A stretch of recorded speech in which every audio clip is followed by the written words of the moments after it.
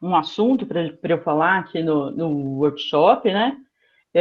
Eu escolhi trazer esse trabalho, até o Joel já tem conhecimento dele, ele participou, foi trabalho de um orientado meu do doutorado aqui, ele já terminou, que foi o Rick Anderson. A gente trabalhou com abordagem bayesiana no ajuste de modelos de regressão não linear, né? E eu estou trazendo essa aplicação aqui com frangos de corte, e depois eu vou situar vocês em que contexto isso está. Bom, qualquer que seja nosso objetivo, né, é uma coisa que precisa estar bem clara para a gente, que regressão existe uma grande quantidade de métodos, né, que visa estudar a associação entre duas variáveis que sejam quantitativas. E talvez a teoria da regressão seja de mais fácil uso, a mais difundida entre essas técnicas, né?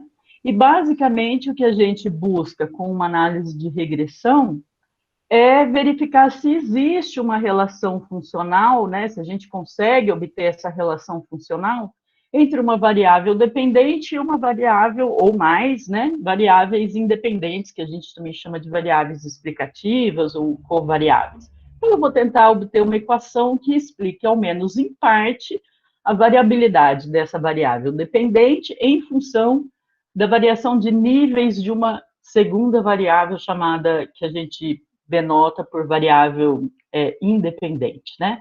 De uma forma bastante simples, então, se eu tiver duas variáveis x e y, no nosso caso aqui, quantitativas, e a gente vai trabalhar no caso contínuo, eu vou tentar obter essa relação funcional, obter uma função que relaciona essas duas variáveis, e para relacioná-las, né, essa variável x e essa variável y, a gente vai ter envolvido um θ, um vetor de parâmetros, amarrando essas duas variáveis.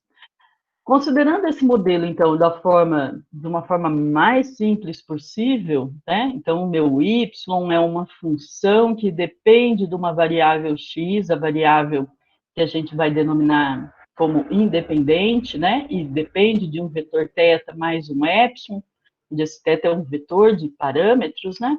Essa função f que a gente está obtendo, ela vai ser dita linear nos parâmetros, e vejam que eu estou falando linear em relação aos parâmetros dessa função, que é esse θ, e não em relação às variáveis, né?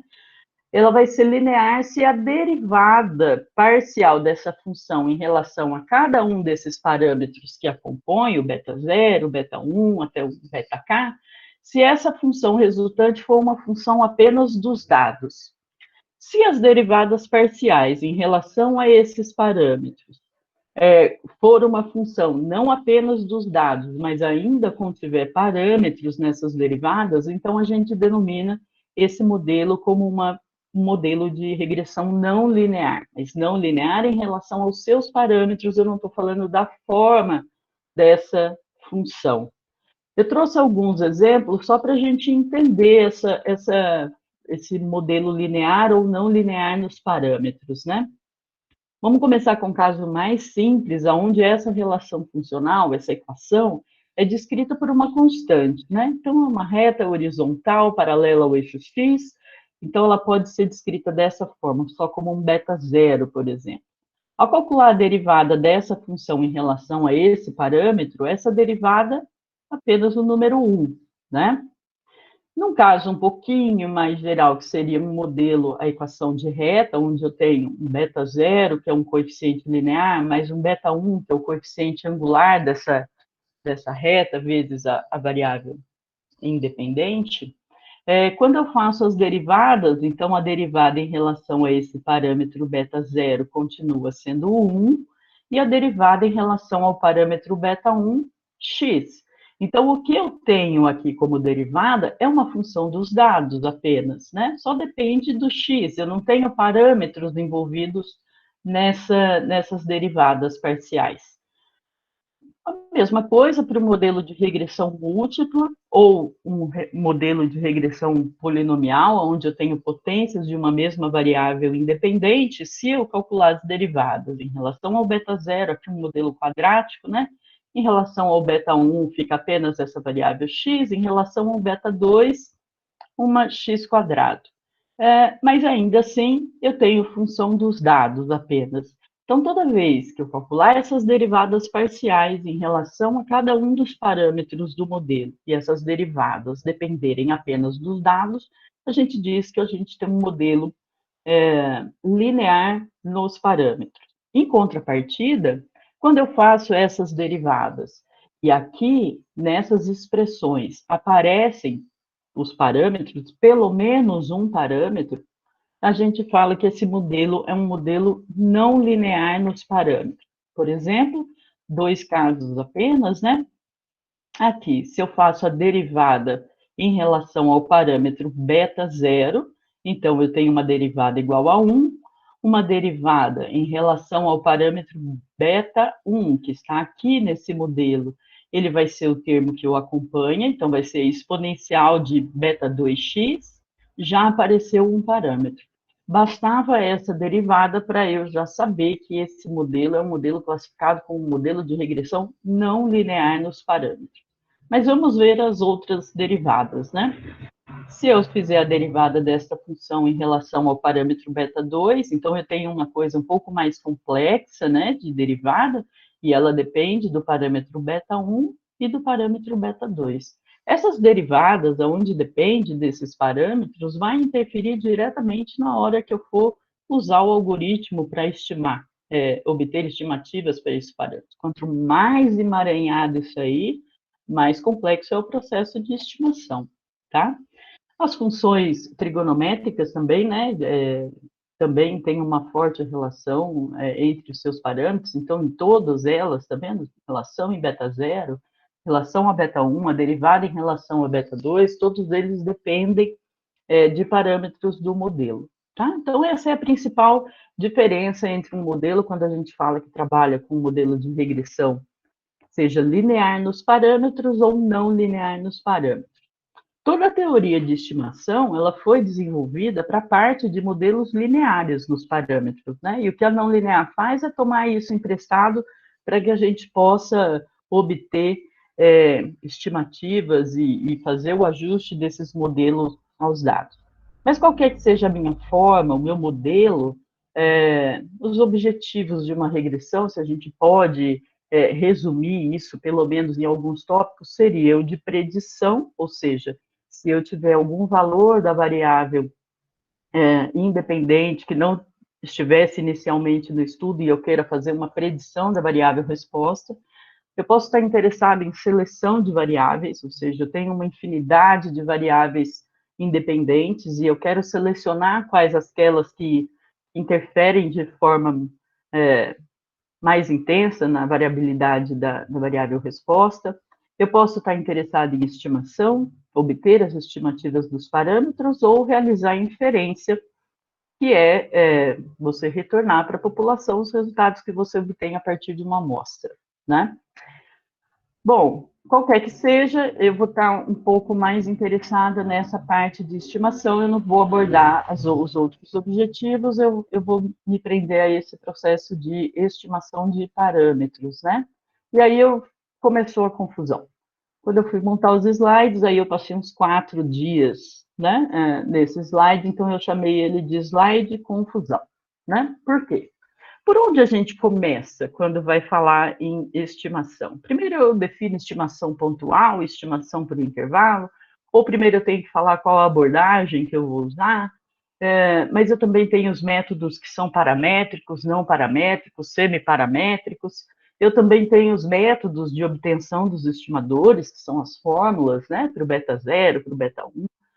E aí é uma confusão, né?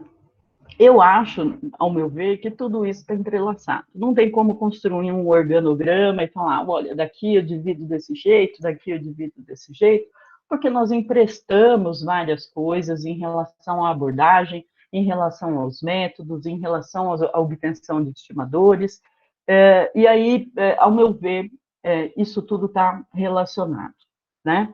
Então, eu resolvi apresentar para vocês, primeiro, o que a gente, né, talvez não é único isso, né, mas talvez o que a maioria use no processo de estimação de parâmetros e modelos não lineares seria o método de mínimos quadrados, talvez, né, para modelos lineares, né, existe o método da máxima verossimilhança, o método de mínimos quadrados, existem outros métodos. Então, eu optei por apresentar para vocês o básico do que seria usar o método de mínimos quadrados para um modelo de regressão linear, no caso, um modelo de regressão linear simples, e depois, no método clássico, o que altera, né, como que seria essa analogia, e depois eu entrar na abordagem bayesiana para esses modelos não lineares, que eu vou explicar um pouquinho mais para frente.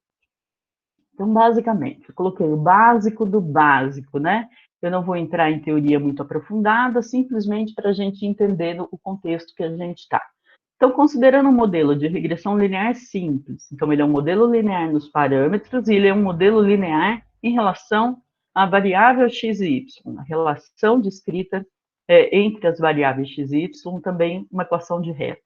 Então, se eu considero o meu modelo na sua forma matricial, eu posso reescrevê-lo dessa forma. Vetor y, de tamanho n por 1, então n linhas por uma coluna, uma matriz x de variáveis regressoras e uma coluna de uns relacionada ao intercepto desse modelo, um vetor θ composto por dois elementos, um beta 0 e um beta 1, mais um vetor epsilon, que também é da mesma dimensão de y, tem n linhas e uma coluna. Então, se eu considero esse modelo, o método de mínimos quadrados, né, na abordagem clássica, o que a gente deseja é você tornar mínimo o valor, os desvios entre os valores observados em relação aos estimados. Então, é minimizar a soma de quadrado de resíduo, né? Então, se eu considero aquele modelo do slide anterior, o meu vetor de resíduos vai ser y menos xθ.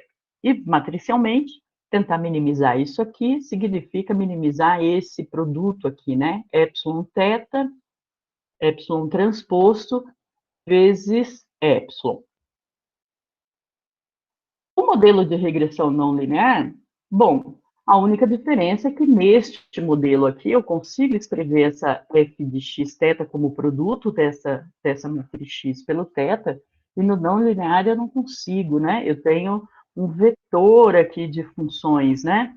Então, eu não consigo partir essa informação de x beta ou x θ, no caso, no produto de duas matrizes. O que eu tenho é um vetor y, um vetor de funções não lineares que dependem de x e beta, né? E esse beta é um vetor de parâmetros, e o epsilon, um vetor de dimensão n por 1, da mesma forma, tá? Método de mínimos quadrados, novamente, desvio, o que eu quero é minimizar o desvio dos valores observados em relação aos estimados, né? Também pelo mesmo produto, aqui desceu um pouquinho, né, de epsilon transposto epsilon, onde esse epsilon é o meu y menos a minha função não linear aqui, que depende do x, beta e tudo mais. Quando eu faço isso, eu chego num sistema de equações normais que não tem uma forma fechada, né? Isso aqui seria para o meu modelo linear. Então, eu chego numa equação, num sistema de equações normais, no caso do modelo de regressão linear, aonde o estimador ele é obtido de forma exata, né? Eu chego em expressões algébricas para os estimadores dos parâmetros, e essas expressões dependem dos dados. Quando eu estou trabalhando com modelo não linear, eu chego numa coisa que não tem forma analítica clara para que eu obtenha os estimadores dos parâmetros, né? A minha função, a soma de quadrado de resíduos, ela, fazendo algumas continhas, ela chega numa coisa desse tipo aqui. Menos 2, a derivada da minha soma de quadrado de resíduo em relação aos parâmetros, eu vou ter uma matriz aqui envolvida, e essa matriz que está aqui é composta pelas derivadas parciais do meu modelo não linear em relação aos parâmetros. E nós vimos que em modelos não lineares, todas essas derivadas aqui dependem de algum parâmetro, né? Dado que ele é um modelo não linear. Então, essas derivadas aqui, ó, essa matriz, ela está cheia de parâmetro aqui. E eu não consigo resolver isso analiticamente, porque a hora que eu vou estimar o beta zero, eu preciso do beta 1. Quando eu vou estimar o beta 1, talvez eu precise do beta 2. Então, ela não tem uma carinha fechada. Para resolver esse problema, o que a gente usa são os métodos numéricos iterativos, né? Como que consiste isso? Talvez o que mais seja usado, não único, mas que seja muito usado, é o método de Gauss-Newton, né? Esse método de Gauss-Newton, ele usa essa expansão em série de Taylor até o termo de primeira ordem para aplicar o método de mínimos quadrados e estimar esse parâmetro. Então, essa expansão consiste em considerar, ao invés da minha função f de x beta, uma função f de x beta, mas esse beta, tá, eu atribuo valores iniciais para ele, mais uma matriz Z, que é a matriz de derivadas parciais avaliada no ponto beta zero, né, nos valores iniciais desses parâmetros, e essa diferença que está aqui. Substituindo essa função, essa expansão, no lugar da minha função f de x beta, eu tenho essa expressão como modelo. Y, f de x beta zero, né, que são os meus parâmetros com os valores iniciais, mais a z, que é a matriz de derivadas parciais da minha função avaliada no ponto beta zero, né, nos valores beta zero que eu atribuí, beta menos beta zero mais o epsilon, que é o erro do meu modelo. Tendo esse modelo, se eu passo essa função f de x beta zero para o lado esquerdo dessa expressão e denoto essa diferença formada por um y zero, bem como essa diferença aqui por um θ zero, por exemplo, eu passo a ter um modelo deste tipo, que é uma aproximação de um modelo linear, de regressão linear, no caso, né? Então, eu passo a ter um y zero igual a uma z zero, matriz de derivadas avaliada no beta zero, mais um θ zero. E o θ zero eu consigo, usando o método de mínimos quadrados, eu consigo obter uma forma, porque aí eu não tenho mais a relação entre parâmetros aqui dentro, né? Então, eu consigo estimar esse θ, vamos dizer, um θ inicial, usando o método de mínimos quadrados. O que esse algoritmo vai fazer? Bom, lembrando, né, que esse θ zero é a diferença entre esses dois vetores, o beta e o valor do beta nesse chute inicial que eu dei, mas no final de uma primeira iteração, eu consigo obter esse parâmetro como uma atualização do vetor inicial que eu atribuí, dos valores iniciais que eu atribuí para esse beta zero. E se esse algoritmo estiver andando na direção certa, no sentido de não estar preso em nenhum mínimo local, dele convergir e tudo isso, se eu estiver andando na direção correta, então, com esse algoritmo, então, muito, muito certamente, a soma de quadrados, considerando essa primeira iteração, né, avaliada nesse ponto beta 1, vai ser menor, no caso, do que a soma de quadrados de resíduos avaliada no ponto beta zero, tá? E aí, esse algoritmo de Gauss-Newton, ele vai repetir esse processo, né? Colocando o beta 1 agora como um valor inicial, então, nesse θ aqui, nessa atualização, o beta 1 vem para cá, e eu passo a ter um outro passo de iteração, obtenho o beta 2 vem para o valor do chute inicial, eu obtenho novamente, e isso vai se repetindo esse processo iterativo até que algum critério de parada seja aceito. Esse critério pode ser a distância entre dois vetores de parâmetros, ele pode estar relacionado com as somas de quadrado, né? No software, no R, tanto no SAS, você tem como controlar esse critério de parada, mas em geral ele usa a soma de quadrados de resíduo, quando ele não acha diferença entre essas somas de quadrados de resíduo para os ajustes, acho que é na sexta casa decimal, se não me engano, quando ele não acha diferença mais em duas iterações desse algoritmo, aí ele estabelece esse critério de parada e fala que o algoritmo convergiu, tá? Então, esse é o básico do básico de como se trabalha com modelo não linear usando o método de mínimos quadrados. não é isso que a gente vai usar, né? O que eu vou usar aqui para mostrar para vocês, agora entrando propriamente dito na parte do trabalho que eu vou apresentar, a abordagem bayesiana, e aí ele usa o princípio da máxima verossimilhança, né? E a gente vai ver alguns detalhes a respeito disso. Antes disso, eu vou falar sobre o experimento. O que é esse experimento que eu vou trazer a análise para vocês? Então, os dados que a gente vai trabalhar referem-se à deposição de zinco, que é um micromineral, na tíbias de frango de corte, né, da linhagem Hubbard, e que receberam na ração diferentes níveis de suplementação desse micromineral. Então, o experimento consistia em unidades experimentais com alguns animais alojados dentro de gaiolas, e esses animais eles recebiam uma dose crescente de zinco na ração. Por que é importante? Né? Primeiro, eu estou falando de frangos de corte, estou falando de um animal que está destinado ao abate, que está destinado à comercialização de carne, né? Mas talvez com maior ênfase do que propriamente dito a postura. Mas, dentre esses microminerais que são necessários na ração de todo animal, o zinco ele está relacionado com a ativação de cerca de 300 enzimas no organismo animal, né, desse animal. Então, a deficiência de zinco atrapalha uma série de processos, né? A deficiência em zinco, ela pode trazer, dentre outros problemas, peso abaixo do que é ideal na produção, e principalmente má formação esquelética, defeitos de perna em aves, né? Casca de ovo também, casca mole.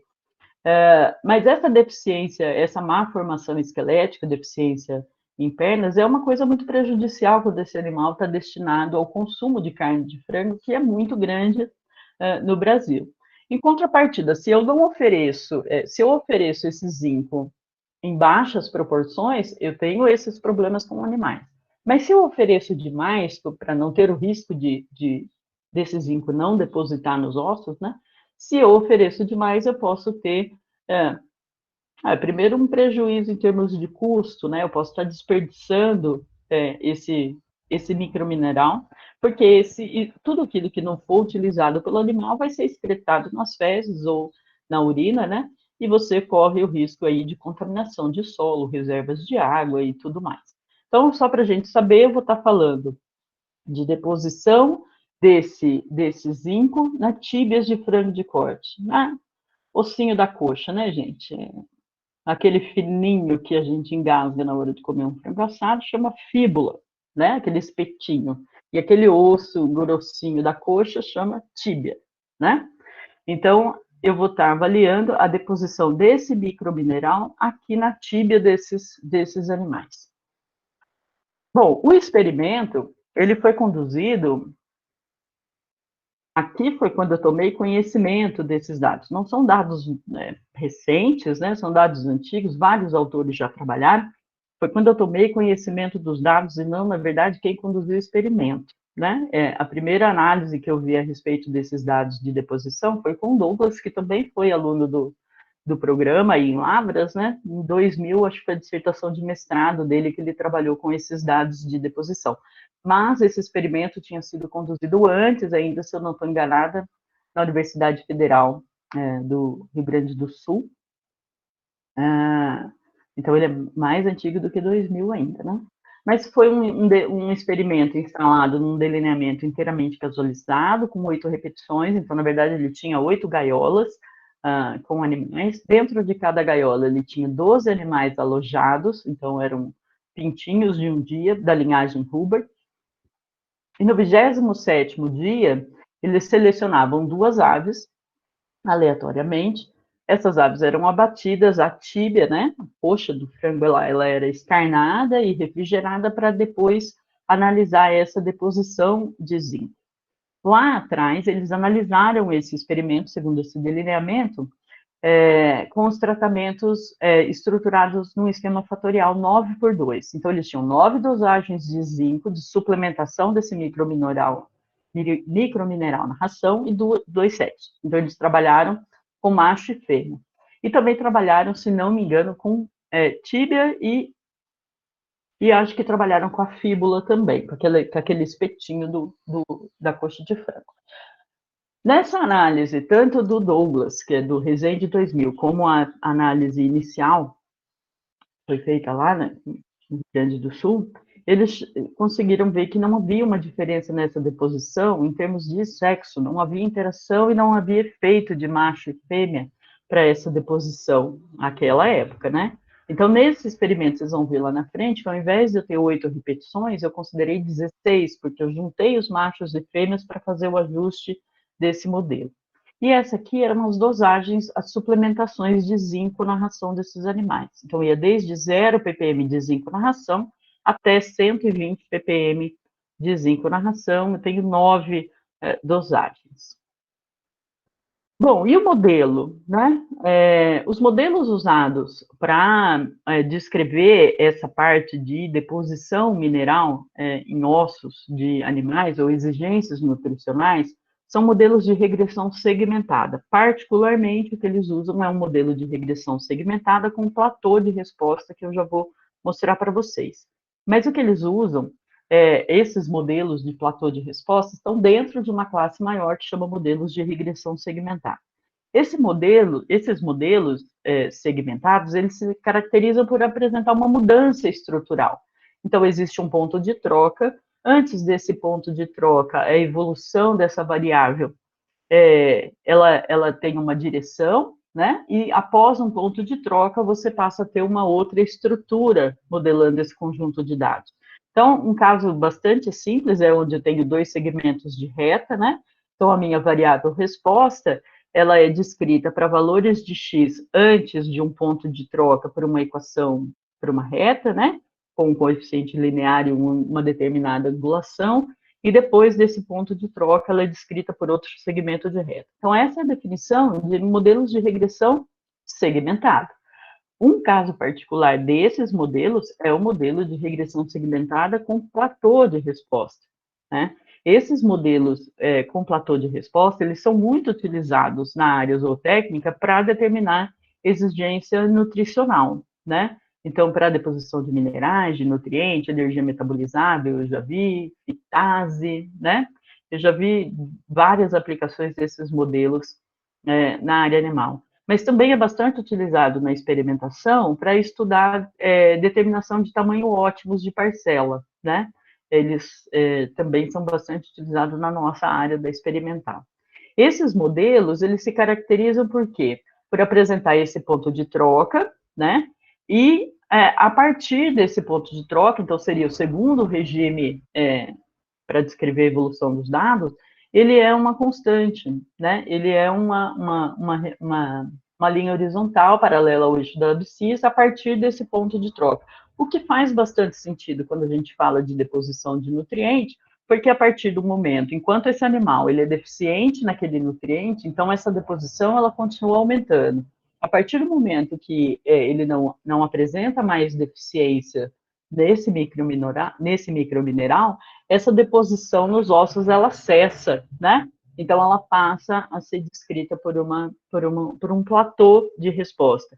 E tanto esse platô que avalia qual é a exigência, qual é a deposição máxima desse micromineral nos ossos é importante, como aonde acontece esse ponto de troca, porque valores suplementados acima do ponto de troca significa, para mim, significa desperdício, né?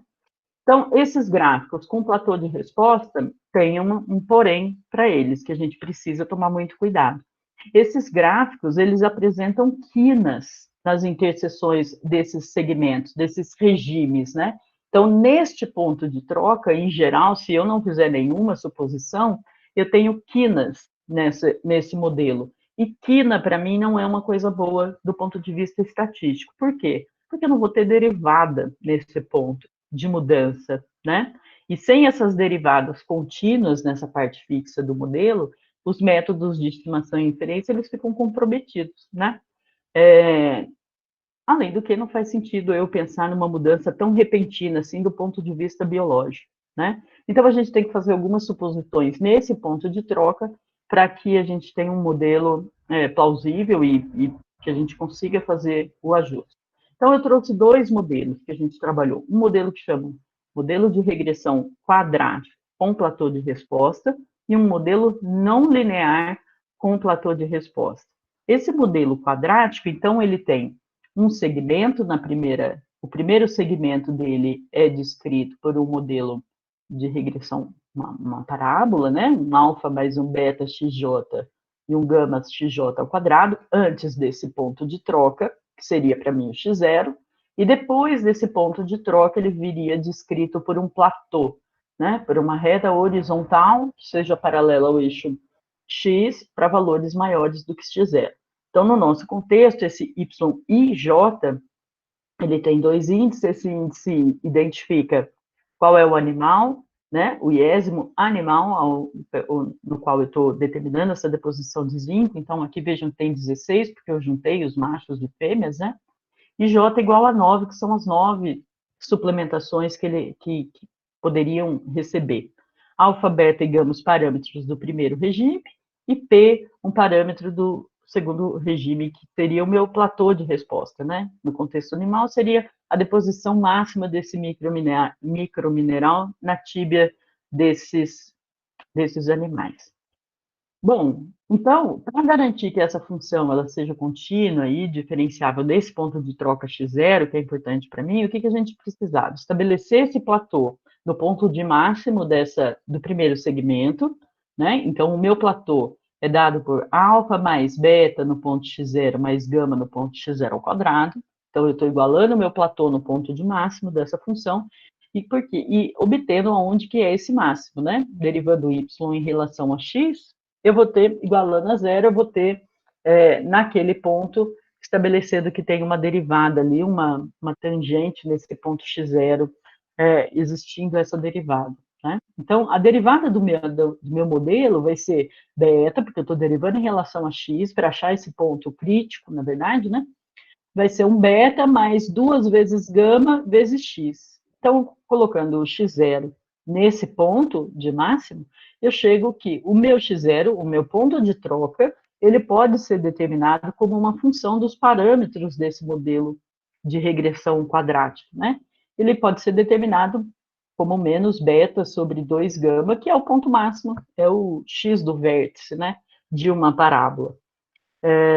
E o platô, quando eu substituo esse x0 aqui nessa expressão do platô, eu chego que o meu platô é dado pelo alfa menos o beta 2 sobre 4 gama. Então, dessa forma, a gente garante que está tudo ok ali no ponto de troca e eu consigo fazer a minha estimação. O que é bastante simples na abordagem bayesiana, né?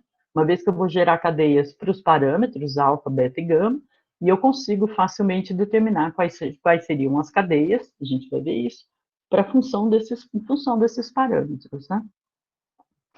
O modelo não linear, ele já tem uma outra configuração, né? Ele é um beta 1 exponencial de menos beta 3, xj menos beta 2 elevado ao quadrado, mais o meu epsilon, para valores de x que antecedem esse ponto de troca, e novamente um platô de resposta que sucede esse ponto de troca, para valores de x maiores do que o x0. As quantidades y, x, platô e x0 são as mesmas descritas para o modelo anterior, né? E o beta 1, beta 2, beta 3 agora são os parâmetros do meu modelo não linear nesse primeiro segmento. Da mesma forma, eu tenho que garantir essa continuidade, então o meu platô fica como o valor desta função no ponto x0 e a derivada igual a zero, para eu descobrir quem seriam esses pontos de troca e realmente a expressão desse platô. Então, vocês vejam que ao fazer a derivada igualar a zero, olha como que fica uma expressão bem maior, né? Mas essa função exponencial que está aqui e aqui, ela nunca vai ser zero, né? Então, quando eu vou resolver para o valor de x0 que está nessa expressão, aqui esse menos 2, beta 1, beta 3 e exponencial, ele vai cancelar lá do outro lado com o 2, beta 1, beta 3, e sobra só esse beta 2 que está aqui. Então, eu chego à conclusão que o próprio parâmetro beta 2 do meu modelo não linear, ele é o ponto de troca no meu modelo, né? Então, quando eu faço a estimativa, quando eu gero a cadeia para o beta 2, o que eu estou gerando já é o parâmetro de troca, essa dosagem máxima de zinco que eu devo colocar na ração. E o platô, quando eu substituo esse beta 2 na expressão do platô, eu chego que o platô é o parâmetro beta 1 desse modelo não linear. Né? Então, eu não tenho mais funções dos parâmetros. Os próprios parâmetros que foram colocados no primeiro regime do modelo são os pontos que são de extremo interesse para mim na hora de ajustar um modelo desse, né? Eu tenho mais interesse nesses parâmetros, talvez, no que no alfa, no beta, no gama, no beta 1, no beta 2, não do não linear, mas do linear talvez eu tenha mais interesse nisso, porque eles vão me falar qual é a dosagem máxima de zinco que eu tenho que suplementar esse animal, e quando eu suplemento, a partir de que momento essa deposição está estabilizando, né? Bom, então, eu tenho meus modelos, eu tenho meus parâmetros, eu quero realizar a inferência, né? Mas o que seria essa inferência? Né? Parte da ciência encarregada em tirar conclusões sobre uma população a partir de uma amostra retirada dessa população. Isso é inferência, né? Nós temos o conhecimento desse valor amostral, então, dos meus observados, né, que eu vou usar para fazer inferência sobre essa característica θ. Essas inferências, elas são feitas especificando um modelo de probabilidade, né? Lá no mínimos quadrados, eu não falei nada de distribuição. Método mínimos quadrados, ele só vai fazer alguma exigência em relação à distribuição do erro dos dados lá na frente, quando eu for calcular intervalo de confiança, que é quando eu vou fazer a minha inferência, né? Para obter os estimadores, eu não preciso de nada disso. Mas ela vai ser feita especificando um modelo de probabilidade, f de y dado θ aí, né?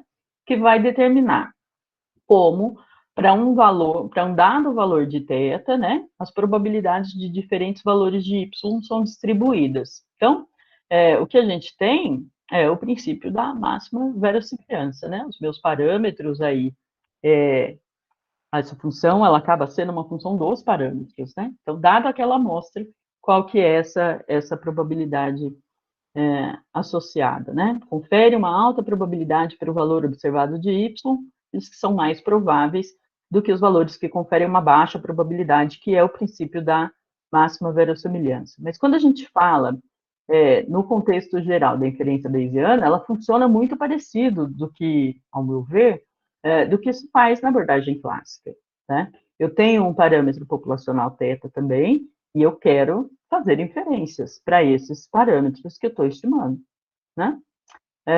Qual que é a diferença? A diferença essencial agora é que esse θ, esse vetor de parâmetros, é tratado como uma quantidade aleatória, que eu vou atribuir, eu vou fazer essa inferência, ou a própria inferência, vai ser baseada nessa distribuição f de θ dado y, né? Ao invés de f de y dado θ.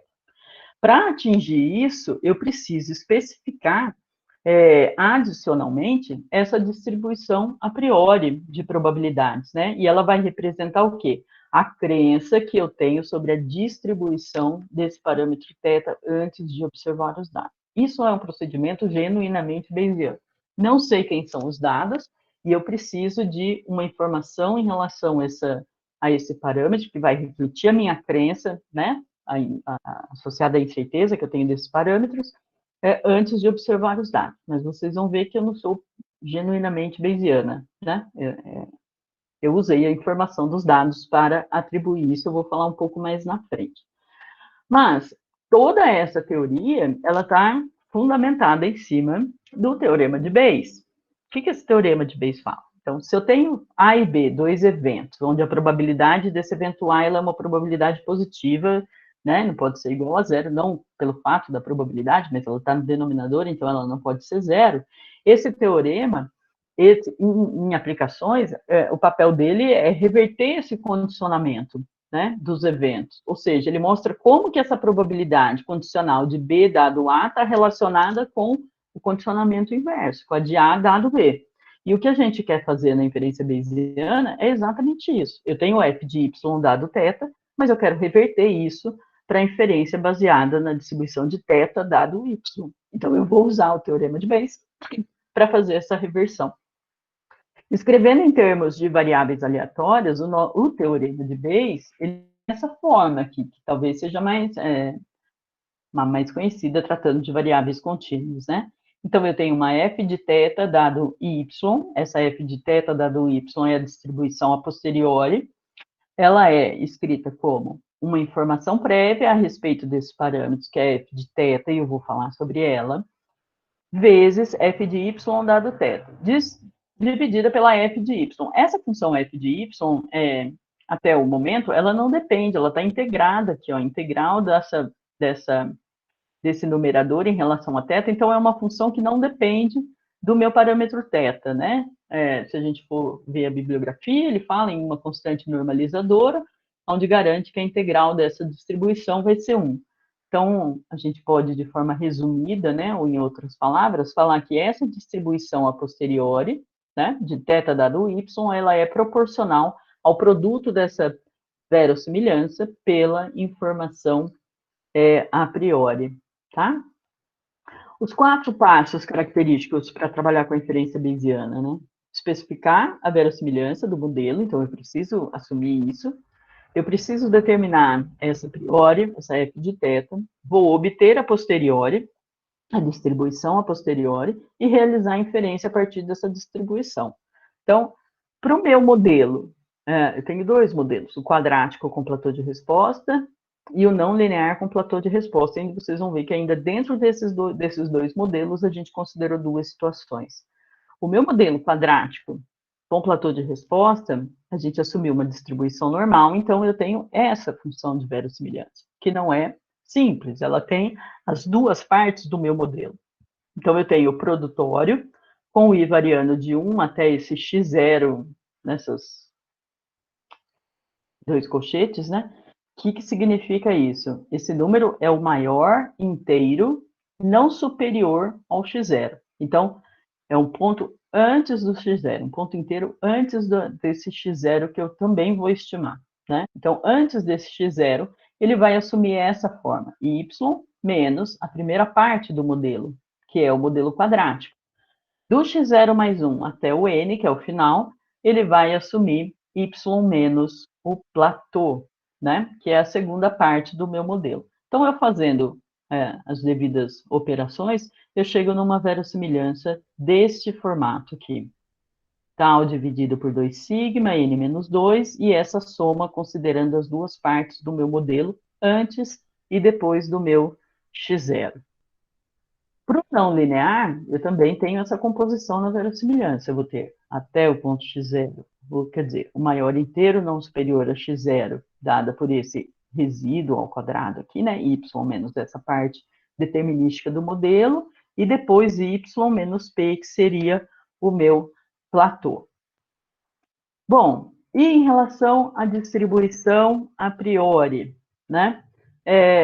A maioria dos problemas, gente, que a gente trabalha, principalmente na área de modelos não lineares, né, curvas de crescimento ou de deposição, seja qual for o contexto, eles envolvem modelos com mais de um parâmetro, né? E o que a gente teria que fazer para especificar essa distribuição a priori era considerar distribuições multivariadas, né? Então, essa a priori, ela iria refletir não só o comportamento do meu θ, a crença que eu tenho a respeito desse parâmetro θ, mas também descrevendo qual é a dependência entre eles, o que nós não usamos aqui, tá? Então, essa minha f de θ seria uma função para todos os parâmetros que compõem esse vetor, né? Não foi o que a gente fez. As alternativas que a gente encontra é especificar a priori para esse termo de fatoração, ou seja, especifica a priori para θ1, depois especifica a priori para o θ2, dado que o θ1 é conhecido, depois do θd, dado que os anteriores, que os outros parâmetros são conhecidos.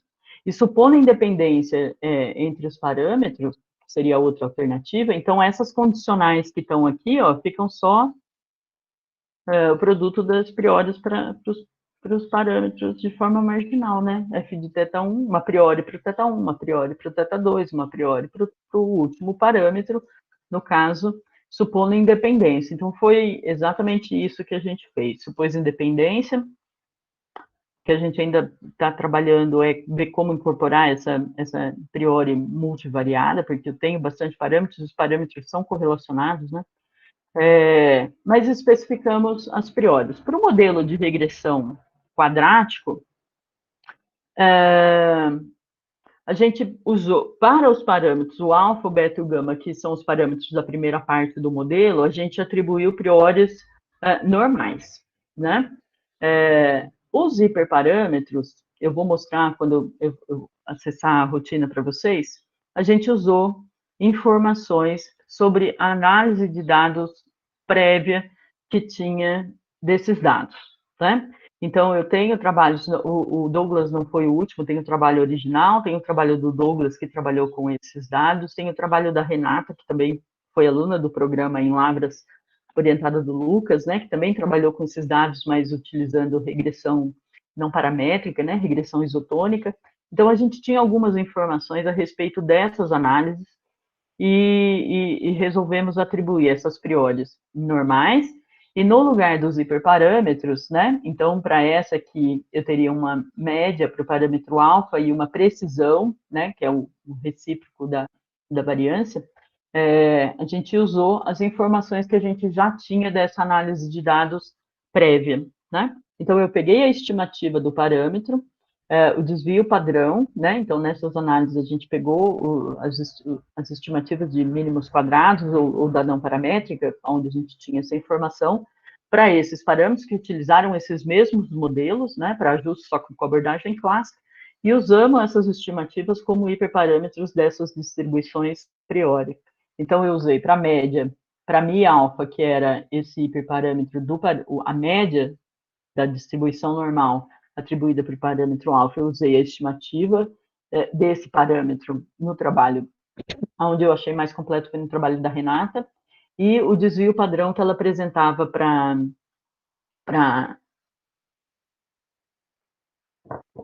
essa estimativa, a gente usou para a informação desse tal alfa. E o mesmo a gente fez para o parâmetro alfa, para o beta e para o gama.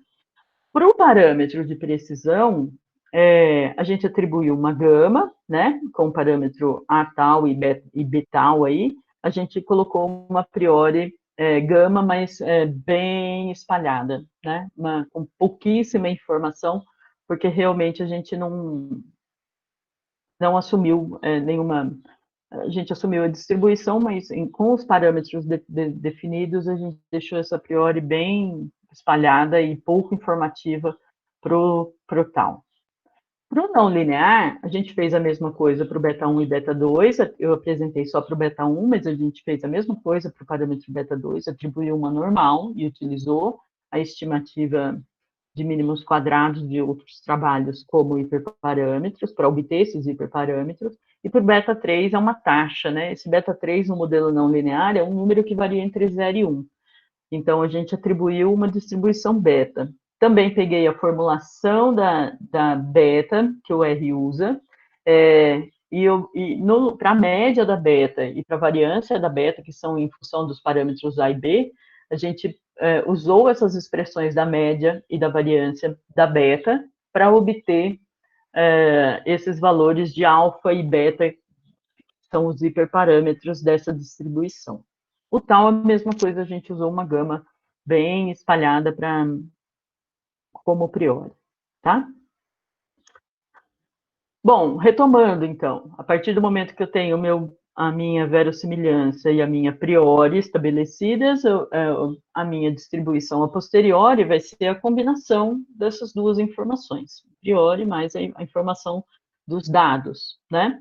Então, essa distribuição a posteriori, né, que é a distribuição de alfa, beta, gama, tal, os dados e os hiperparâmetros, que é o que eu conheço, né? Como esse proporcional a esse produto, toda a informação que a gente precisa a respeito dos parâmetros está contida nessa distribuição a posteriori, né? Ela é a inferência que eu vou fazer. O problema é que quando eu quero informações isoladas, ou do alfa ou do beta, para que eu obtenha essa informação, eu tenho que resolver integrais múltiplas, né? Eu tenho que resolver integrar em relação a todos os outros parâmetros. E à medida que o seu parâmetro, que o seu vetor θ, ele cresce e ele fica emaranhado com relações de dependência, essas resoluções chegam a ser impossíveis de se fazer, né? E não tem forma analítica, não tem nada disso. O que a gente usa é simular a amostra dessas distribuições, então. Então, se eu não consigo resolver analiticamente, eu posso simular a amostra dessa distribuição a posteriori, e para isso a gente usa esses métodos MC, que são os métodos de Monte Carlo via cadeias de Markov. Mas como que eles trabalham, né? Geral, o que ele faz? Bom, então ele considera, se ele tem um θ, um vetor de parâmetros composto por θ1 até θd aí, no caso, né? Um vetor de parâmetros de um modelo, e eu quero simular valores da distribuição conjunta, que é a minha posteriori, o artifício é escolher valores iniciais para cada componente de θ e simular da seguinte maneira. Então, eu estabeleço um θ0, que são os valores iniciais do meu parâmetro, e eu vou simular um valor do θ1, do primeiro parâmetro, a partir dessa distribuição condicional de θ1, dado os dados, e todos os outros setados no valor inicial que eu dei. Eu troco o θ1 inicial pelo valor que eu simulei e vou fazer isso para o θ2, para o θ3, até o último parâmetro. E vou ciclar esse algoritmo um grande número de vezes. Quando eu faço isso, essa cadeia que é começada, né, e vai ser rodada por um longo período de vezes, né, essa amostra resultante, ela vai ter atingido, até que ela pareça, né, ter atingido essa convergência, essa estabilização, essa distribuição estacionária para a qual ela converge é a distribuição de interesse que eu tenho, que é a minha distribuição a posteriori. Só que esse algoritmo é o que a gente conhece como amostrador de Gibbs, e para que eu utilize esse algoritmo, eu preciso ter o conhecimento dessas condicionais, ou seja, eu preciso conhecer essa π de θ, dado os dados e todos os outros parâmetros. Se eu não conheço essa distribuição condicional, essa condicional completa, no caso, pelo menos o núcleo dela, né, a forma dela, eu não consigo usar o amostrador de Gibbs, e aí eu tenho que partir para outro algoritmo, que é o Metropolis Hastings. Como são as minhas condicionais, então? Será que eu conheço, né, essas condicionais? Será que eu posso usar esse amostrador de Gibbs?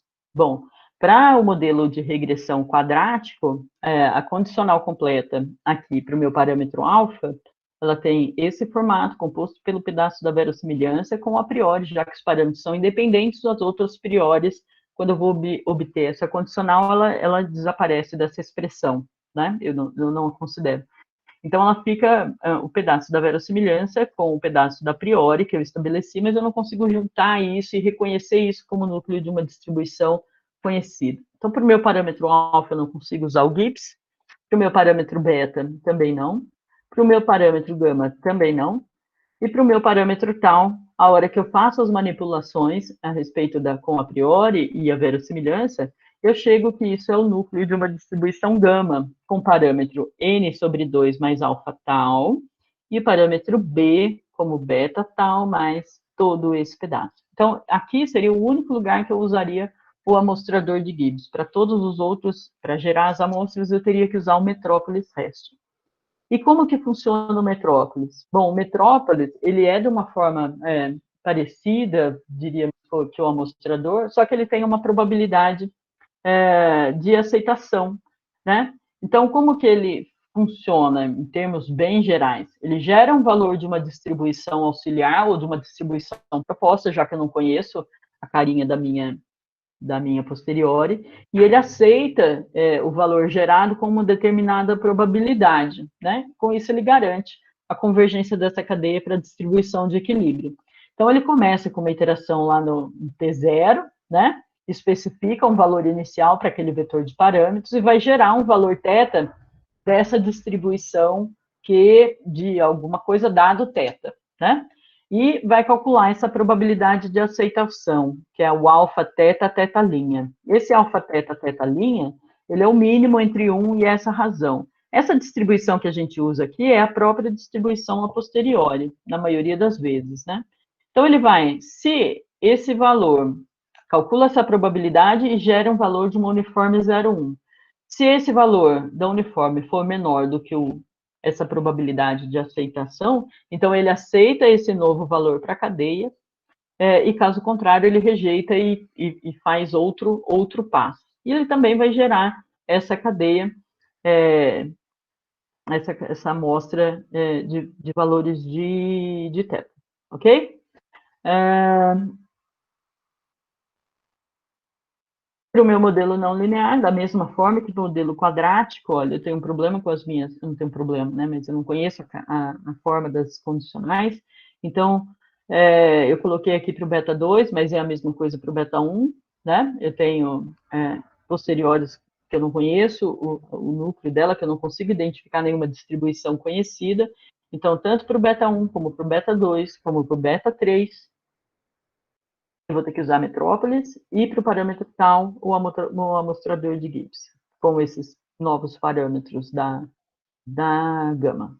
Bom, informações, o que a gente usou para rodar? Né? Nós usamos esse pacote R2 OpenBugs, né? Esse pacote ele fornece função para chamar o OpenBugs a partir do R, né? Então ele vai rodar eu colocar as rotinas em R e ele vai chamar no OpenBugs quais são essas cadeias e fazer o processo iterativo e tudo. E depois disso ele vai salvar, né? Após a conclusão do processo que ele rodou dentro do OpenBugs, ele vai ter uma cadeia salva que eu posso novamente chamar no R para fazer análise diagnóstica, fazer o resumo dessas cadeias, né, que me interessam, usar esses recursos do CODA, que esse pacote se encarrega de fazer as análises de convergência dessas cadeias. Eu vou passar um pouquinho para o R com vocês, pelo menos para rodar o primeiro modelo, que é o modelo mais simples, o modelo polinomial quadrático, modelo polinomial quadrático. E considerando variâncias homogêneas. Por quê? Eu vou mostrar para vocês. Eu vou rodar tudo aqui, até ele rodar meus dados, e volto para explicar essas funções. Bom, então, o que a gente precisa para usar o R2 OpenBugs, né, o pacote, quais são as funções, o que eu preciso especificar? A especificação, a primeira coisa é a especificação do meu modelo, né, onde eu vou criar uma funçãozinha, e dentro dessa função eu vou explicar, eu vou declarar quem são as minhas distribuições a priori para cada parâmetro, vou usar funções dos parâmetros, se for o caso, se eu quiser gerar outra cadeia como função desses parâmetros, e estabelecer o meu modelo propriamente dito. Então, aqui está especificado a minha distribuição a priori para o tal, para o alfa, a minha normal, considerando como hiperparâmetros aqui as estimativas obtidas para esses dados em análises anteriores. Então, de outra análise, a gente chegou a essas informações, com uma estimativa de 209 para o parâmetro alfa e um desvio padrão 4, para o beta normal e para a gama também. Além disso, eu compus o x0 em cima daquela expressão que a gente obteve, menos beta 2 dividido por 2 gama, que seria a abscissa do ponto de máximo dessa parte quadrática, e o platô dado por aquela função no ponto x0, né? Também o sigma, embora eu não tenha apresentado a parte de convergência, de cadeia para o sigma 2, apresentei só para essa parte determinística, a parte determinística do modelo. Depois, eu tenho que especificar, no meu caso, eu tenho um conjunto de dados onde o meu Y, né, eu tenho 16 animais, então eu tenho que considerar que esse Y meu tem duas identificações, eu não estou trabalhando com médias, então o meu Y, ele depende de um índice J, onde esse índice vai de 1 a N, que é o número de animais, os 16 animais que eu tenho, e o J, o indicador da dose, que eu estava trabalhando com 9 doses de suplementação. Então, o meu Y, distribuição normal, com essa Mi e J, que é a parte do modelo que eu estou trabalhando, e uma precisão tal. Quem é esse Mi e J, né? Quem é esse modelo? Então, é aquele meu modelo quadrático, alfa mais beta xj mais gama xj ao quadrado, e aqui a gente usa uma função step, né? Essa função step vai falar o seguinte, isso aqui vai valer 1 se o que está aqui dentro dessa função step, dessa condição, for maior ou igual a zero. Então, isso vai ser maior ou igual a zero, esse x0 menos xj, vai ser maior ou igual a zero toda vez que esse x, ou essa dose, for menor do que o ponto de troca. Aí, essa função step vale 1. Então, para valores de dose desse índice J que forem menores do que o x0, essa função step vale 1, caso contrário, ela vale 0, ela anula essa parte do platô. Então, ela fica só com a parte inicial do modelo, né? E aqui é o contrário, né? Ela vai ser 1 se isso for maior que 0, e isso só vai ser maior que 0 quando o xj, a dose, for maior do que o meu ponto de troca. Então, assim, a gente especifica o modelo, ele é bem parecido. O formato de especificação desse modelo é como a gente usaria dentro do Bugs, do Inbugs ou do OpenBugs. Eu tenho que chamar essa biblioteca, já chamei, né? Já rodei tudo. Chamar essa biblioteca, R2 OpenBugs. Aqui eu tenho que especificar qual é o caminho, porque ele vai salvar esses arquivos, a cadeia, o log, ele vai salvar tudo em um modelo apropriado. Declarei quais são os meus teores de zinco na Tibia. Bom, aqui tem alguns NAs nesse conjunto de dados. Quando a gente fez a análise inicial desses dados, eu tinha alguns animais onde esses valores eram absurdos, né, de deposição de zinco. Então, a gente optou por retirar esses dados considerados discrepantes e trabalhar. A gente fez um box plot disso e considerou que a gente verificou que alguns desses valores não faziam sentido e a gente não conseguia analisá-los aqui junto. Montei o meu y como uma matriz, então eu preciso desse comando, esse data, onde ele é uma lista que vai compor as informações para o meu banco de dados, né? Então ele vai ter o meu n, quem é o n, quantas observações eu tenho, quantos valores de x eu tenho, qual é o vetor de x e a minha matriz de dados. Preciso estabelecer também esse que a gente deu o nome de parâmetros aí, que são os parâmetros que vão ser monitorados lá das cadeias. Então, aqui eu coloquei o parâmetro alfa, o beta, o gama, o x0, o p e o tal, embora o x0 e o p sejam funções desse alfa, beta e gama. Valores iniciais para as cadeias, porque eu pedi para gerar duas cadeias, né? Usei o mesmo ponto inicial, porque eu vou descartar uma parte muito grande dessa cadeia. E aqui a função bugs. Essa função bugs é a que vai gravar automaticamente um script do OpenBugs, vai chamar o modelo, vai salvar as simulações para eu poder usar no R. E eu preciso determinar o quê?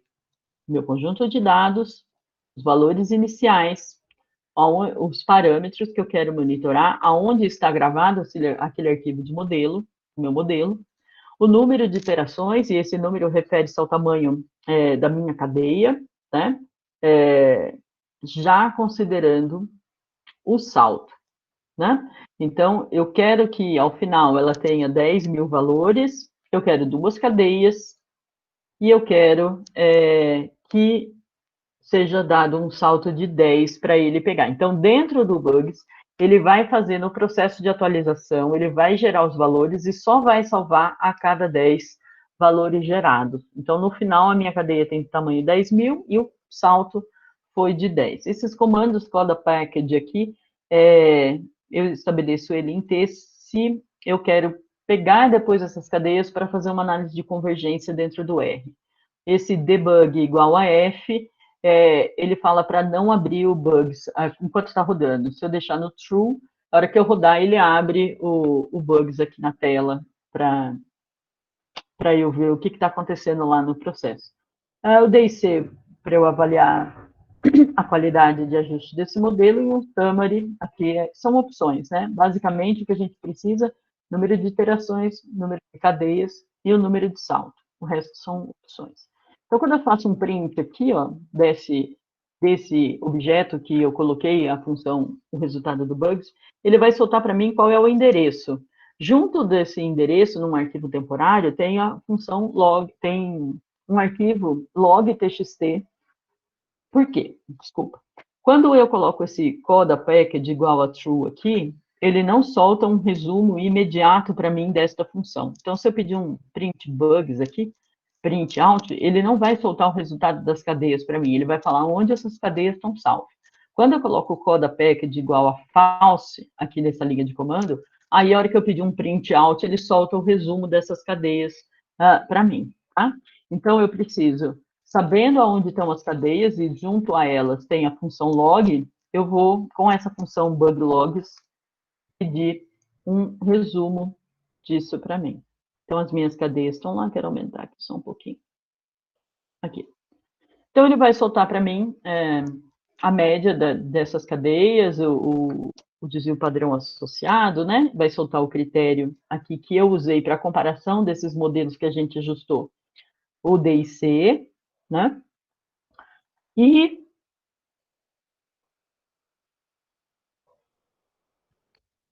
com essa função read bugs, ele mostra para mim quais são esses valores que estão nas cadeias, ó, com o summary dele, ó. E o intervalo HP dele também solta, usando comandos bastante simples, né? Por que eu falei para vocês que a gente usou dois formatos desse modelo, né? Para ajuste. Aqui, na sequência, não vou rodar porque ele demora um pouco mais, a gente considerou o ajuste do modelo quadrático, também considerando o quadrático e o não linear, considerando variâncias heterogêneas, porque quando a gente foi olhar os dados, olha aqui como é que é o comportamento deles.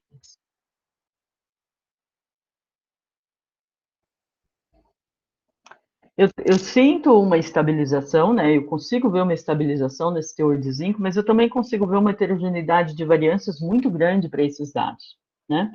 Tem uma dispersão muito grande do teor de zinco na tibia inicial desses animais, sem receber suplementação nenhuma. E também vejo uma dispersão bastante grande no final dessa curva, né? Então, a gente considerou, além de toda essa parte, considerando variâncias homogêneas, a gente também fez a análise considerando uma variância para cada dosagem dessa, né? Porque a gente viu que a análise não ia ficar uma análise adequada para isso, né? Então, o que tem aqui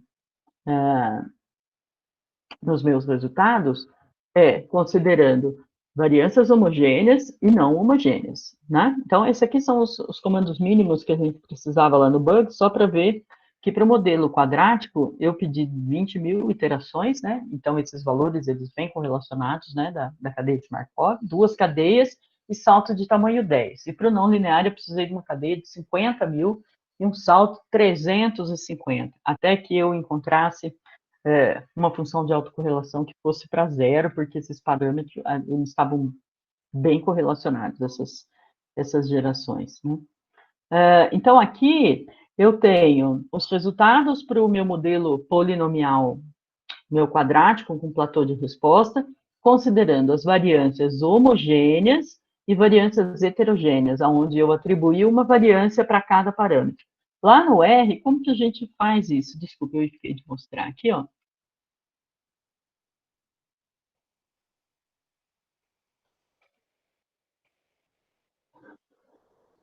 Pode ser do quadrado. Aqui é onde a gente especifica o tal, eu coloquei um tal índice J, então eu vou ter um tal para cada dose, e para cada um deles eu atribuí uma gama também é, bastante espalhada, né? Não tem informação precisa a respeito dele.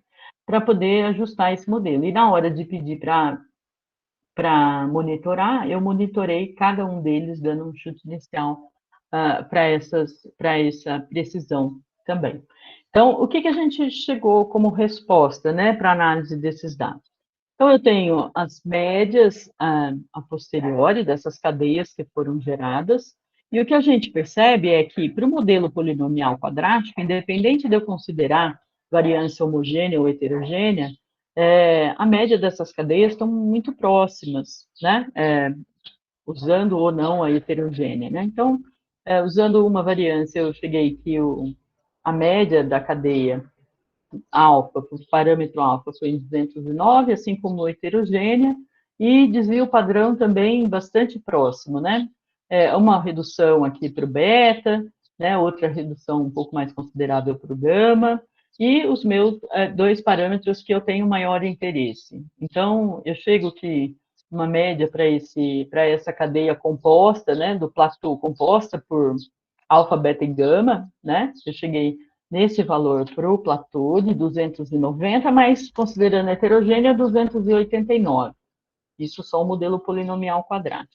E para o x0, eu obtive 67,7, 69,5, considerando variâncias heterogêneas, mas eu tenho uma redução considerável aqui no desvio padrão, né? E bem como, quando eu apresento o intervalo de máxima densidade a posteriori, né, que seria o intervalo de credibilidade com máxima densidade, ele não é simétrico, né, mas ele tem a máxima densidade posterior, para esse parâmetro x0, eu tenho intervalos muito mais precisos quando eu considero uma variância para cada dose, para cada suplementação de zinco na ração. Aqui é apenas o critério de Gwick para convergência das cadeias, né? Então ele faz uma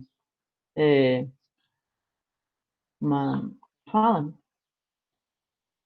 ele solta um Z, né, um score Z para isso, e fala que assintoticamente tem uma distribuição normal, então o que a gente tem que avaliar é se esse score está entre menos 1,96 mais 1,96. Bem, não vou entrar em detalhes, porque são vários critérios que a gente usa para convergência, né? O Denis, que foi orientado da Thelma, a Laura, fez um trabalho gigante em cima de critérios de convergência, e eu confesso que da primeira vez que eu fui usar a parte bayesiana, eu seguia rigorosamente todos os critérios e cada um informa sobre uma determinada característica para avaliar essas convergências, né? O que eu gerei? Então, essas aqui são as cadeias geradas para os parâmetros do modelo quadrático com platô de resposta, considerando variâncias homogêneas, parâmetro alfa, por parâmetro beta, por parâmetro gama, para o parâmetro, né, eu vou chamar de parâmetro, mas é para o x0, que é uma função dos parâmetros, e aí eu consigo fazer a inferência para essa quantidade que me interessa, para o platô e para o parâmetro tal. Quando eu considero também para variâncias heterogêneas, eu não tenho um comportamento muito diferente do que eu obtive em termos de densidade, né, para cada um, só que eu vou monitorar as 9 cadeias, eu tenho 9 cadeias para precisão. Para o modelo não linear, bom, a gente viu lá na especificação do modelo que o próprio parâmetro beta 1 era o platô de resposta, né? Era a estabilização de deposição de zinco no osso desses animais, e o parâmetro beta 2 era o próprio ponto de troca, né? Dose máxima, a dose com a máxima deposição de zinco para esses animais. E a gente chega em alguns valores um pouco diferentes do que a gente obteve no modelo quadrático, né? Em termos gráficos, só para a gente, tem todas aquelas cadeias também, né, para esse modelo não linear, mas olha a diferença. Esse modelo em vermelho, me desculpem, eu esqueci de colocar a legenda, depois eu atualizo esses slides. Esse modelo vermelho é o meu modelo polinomial quadrático, o modelo quadrático com platô de resposta.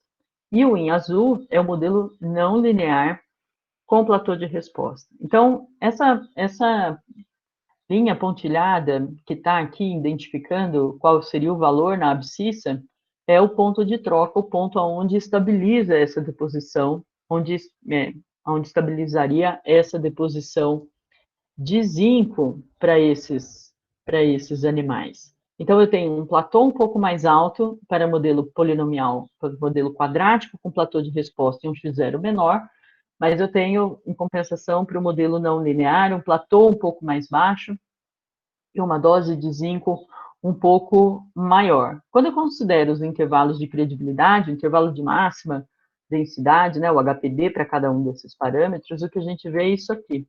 Esse em vermelho é o HPD para o x0, quando eu uso o modelo polinomial quadrático, e esse outro é o intervalo de credibilidade de máxima densidade a posteriori, quando eu uso o modelo não linear com platô de resposta. E tem uma diferença bastante grande, né, em relação a isso.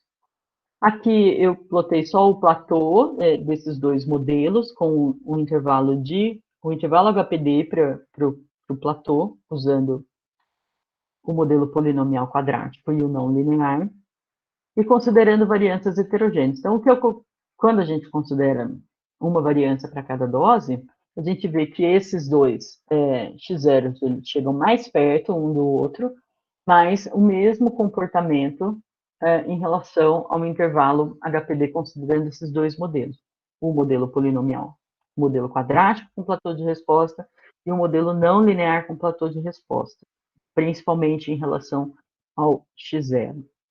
E para o platô, a mesma coisa, né? Tem platô distintos para cada um desses modelos. Bom, depois que a gente fez o ajuste, a gente simplesmente pegou, calculou os resíduos para a gente ter uma ideia do, talvez não seja a forma mais adequada, mas para a gente dar uma olhada nos resíduos, o que, que acontece quando a gente considera as variâncias heterogêneas, né?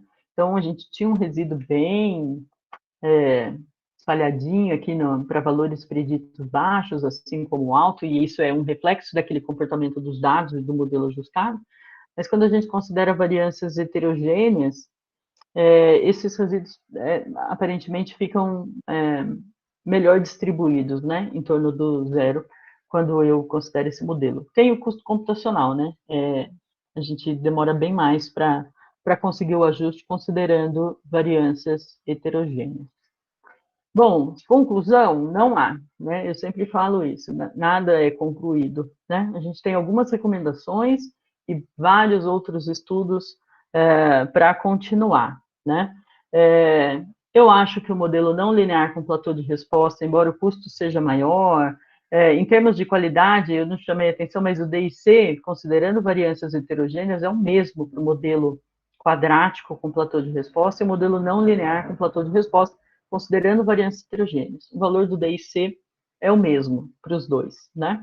Então, considerando que esse critério de qualidade de ajuste, que está muito próximo entre esses dois modelos, considerando que os modelos não lineares ele têm um menor número de parâmetros, eles são diretamente interpretáveis, né? Porque o beta 2 é o próprio x0 e o beta 1 é o próprio platô de resposta que me interessa, eu acredito que com essas análises a gente pode chegar à recomendação de que esse modelo não linear, com platô de resposta, ele é mais adequado quando eu quero obter, fazer a inferência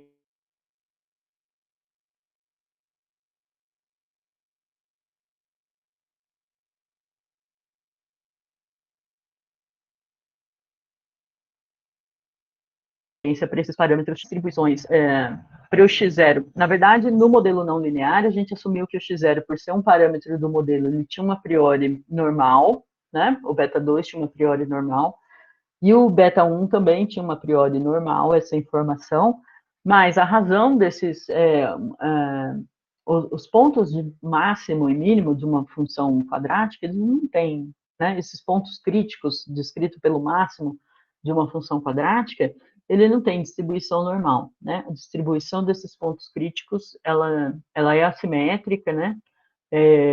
Tem alguns estudos a respeito disso, e a gente não considerou, considerou só normal com que a gente tinha. Então, eu também ainda tenho como objetivo trabalhar com outras distribuições e considerar outras distribuições para esses pontos que são importantes no ajuste desses modelos. Certo, gente? Era isso que eu tinha para falar. Ó, a semente aí. Aí começou o NLIM, talvez, né, Joel? Janser, beijo, Natasha, Fabiano, o Douglas, que é o Resende 2000 aqui, de quem eu estudei, professor Joel. Elma, fundamental, né, de toda qualquer base que a gente tenha da parte de inferência bayesiana. Isso aí, eu acho, se não me engano, e devo estar enganada, não me lembro certamente em qual dos nossos congressos foi isso, Marcelo Cirilo, Patrícia, todo mundo aí trabalhou um pouco com a parte não linear, né? E essa é a mais recente que eu tenho, estou precisando atualizar minha foto, que foi no encontro, acho que de 50 anos de IPG, então, ó, Thelma, Daniel, Júlio, Renato, cadê Thales? Você, ó, Thales, aqui você, ó, sentadinho. Professor Joel, essa é a mais recente que eu tenho junto com a equipe de Labras, e eu tenho muita saudade de todo mundo. Era isso, Thales, estou quase em cima da hora, né? Temos uns minutinhos. Muito obrigado, Tassiana. Muito boa a apresentação. Já me achei aí nessa mais recente aí. Achou? Eu já estava Ah, na semente, eu já fazia você parte já, dessa já evolução. tinha semeado aí.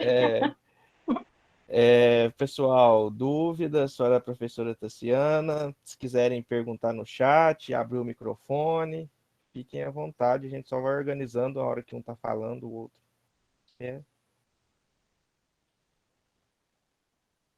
O pessoal está Muito dando parabéns obrigada, aqui estou no vendo chat, aqui no Tassiana. chat. Alessandro, queridíssimo. Gabriela Maria Rodrigues. Essa é minha, né? Não. Essa é minha, gente.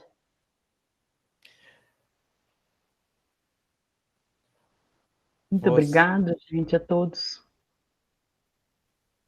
Diga, Carlos. Diga. Boa tarde. Eu estou com o ventilador ligado, não sei se está atrapalhando um pouco. Não a mim. Pode falar, Carlos. Bem, parabéns, professora Tassiana, muito legal a apresentação, a sua abordagem, a sua calma na hora de falar, e isso é muito importante na hora de absorver esses conhecimentos, essas informações. Muito Eu obrigada, também, Carlos. eu também sou professor da Universidade Federal do Oeste do Pará, e atualmente eu estou fazendo doutorado aí em Lavras, no programa de pós-graduação em estatística, né? E também estou trabalhando com modelos não lineares, modelos bayesianos, e estou aprendendo um pouco desse universo aí na universidade. Eu vi o teu gráfico com relação ao modelo Platô e os pontos de observação. Eu não sei se é possível a gente retornar para a gente discutir um pouco nesses gráficos. Claro. Deixa eu voltar aqui, só um minuto. Eu sou formado em engenharia de pesca, lá em Pernambuco, Olha, e me especializei em estatística, mas essa parte de nutrição, essa parte nutricional, a gente estuda pouco e vocês, ou tecnistas, são o grande especialista na área, né? E qual eu admiro slide, muito. Carlos? Como? Esse aqui? Pode ser? Exato, pode ser sim. Hum. Eu admiro muito esse know-how de vocês de nutrição, que vocês estudam nutrição afinco, né? Bem, o que eu observo é o seguinte, após esse X0, que é o ponto de transição de uma estrutura de um modelo para outro, você vê as observações têm a heterogeneidade, né, como você Uhum. falou, na variância. Mas, assim, será que isso garante que realmente é um platô, esse comportamento aqui é um platô? Eu sei que é muito usual, todo mundo trabalha com esses modelos de platô, né? Mas será que realmente ele segue esse comportamento? Você assume que é um platô, mas de fato será que é? Será que Então, tem como a gente discutir algo do tipo ou é algo que é meio indiscutível? Então, Carlos, o que acontece é que se eu tirar, eu estou considerando 16 animais em cada dosagem dessa, mas isso não é uma medida linear. A gente tem a impressão de que eu tenho que observar claramente uma estabilização em termos de eixo X, né? Onde todo mundo ficaria retinho em cima desse platô. Mas isso aí não são os mesmos animais, né? Eu tenho animais, os animais que receberam 120 ppm de zinco na ração não são os mesmos que receberam a outra dosagem, né? Isso não é uma medida longitudinal. Então, quando a gente olha, dá a impressão assim, nossa, mas isso aqui está aumentando, mas em média, né? É porque eu plotei todos os valores, mas se eu colocasse a deposição média desses animais, essa média ela está estabilizada aqui em cima, ou mais para baixo, ou mais para cima desse platô, entendeu? Sim, Eu entendi. tenho vários animais aqui representados que não são os mesmos, né? E o que a gente faz é ajuste desse modelo para a média desses animais. Todos eles Perfeito. receberam a mesma dosagem. E aí, quando eu faço a média, essa média ela está estabilizada a partir de um ponto x0. Entendi. E além disso, a gente pode também gerar um intervalo de confiança para essa predição desse modelo. Uma vez que a gente definiu esse modelo, né, esse modelo bayesiano, não linear, característica de platô, a gente também Posso fazer uma curva usando os limites do intervalo HPD, por exemplo. Sim. E esses limites, eles não seguiriam esse platô também, ou tu acha que eles seguiriam essa variabilidade aqui, que no caso a gente está observando? Eles seguiriam o platô, mas ainda assim eu teria observações fora desse limite. Sim, Né? entendi. Eu posso ter esses valores, né? O intervalo de credibilidade, ou HPD, ele é o intervalo para o parâmetro, no caso, mas ele não garante e nem significa que todos os pontos vão estar dentro desse intervalo. Eu ainda assim Sim, tenho pontos fora. certo.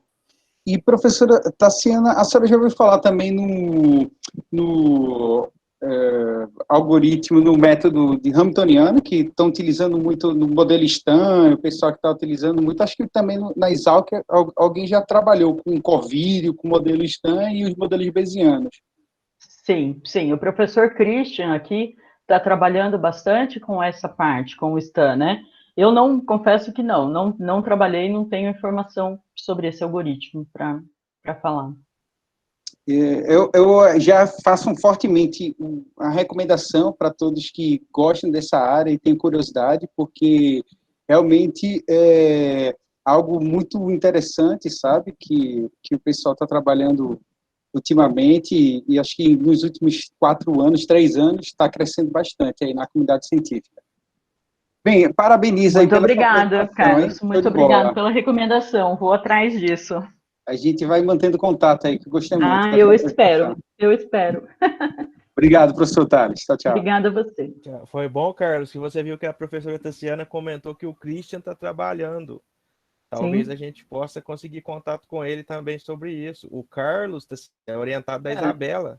Ah, Então, assim, a Isabela com o Christian podem ser que eles consigam te ajudar também, Carlos, nessa sim, parte do Com sim. O estudo. certeza. Christian mexe muito com o Stan e trabalha com curvas de crescimento, mesmo com com modelos não lineares, usando a Bayesiana. Ele está Nossa. trabalhando muito com isso aqui. Eu passo o contato para vocês sem problema algum. Agradeço bastante. Obrigado. Nada, cara. Temos a pergunta do Lucas também, Tassiana. Hum, Como cadê o determinar a Lucas? distribuição proposta no algoritmo de Metrópolis Hastings? Lucas, hein? Ah, qual resposta você quer, Lucas? Você quer a verdade? Nada mais que a verdade? Na verdade, não, não sei, não é a palavra correta, né? Na verdade, como a gente está usando o, o Open Bugs, a gente não controla isso, né? Eu mostrei para vocês como ficam as priores, as condicionais e como funciona o algoritmo, mas eu não implementei para esse conjunto de dados, diferente do que eu fiz no doutorado, onde eu implementei tudo em R, todas a posteriori, a condicional, metrópolis, a probabilidade de aceitação. Eu trouxe isso para vocês, mas eu não implementei isso, né? Quando a gente usa o pacote R2 Open Bugs, eu sei que o Bugs reconhece a condicional e ele determina se ele vai fazer um algoritmo, um amostrador de Gibbs ou um metrópolis. Mas em momento algum eu falo para ele qual é a candidata, qual é essa distribuição dentro do metrópolis, e nem se ele vai usar metrópolis ou Gibbs, né?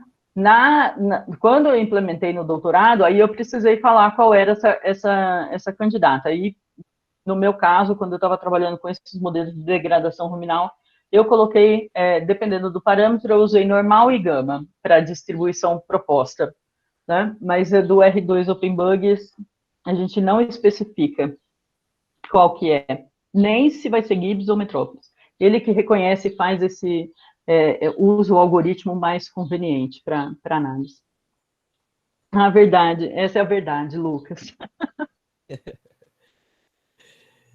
E E essas condicionais na regressão não linear, elas ficam muito estranhas mesmo, né, Tassiana? E aí, talvez Então, seja até por isso que a gente corre já para isso, que já dá a direto. gente já vai para o direto, né? Porque, olha, eu sei que é assim, mas o que, que ele vai usar? E a gente põe a culpa no embug, certo? É, Mas exatamente. para implementar no R, eu lembro que, nossa, no doutorado foi.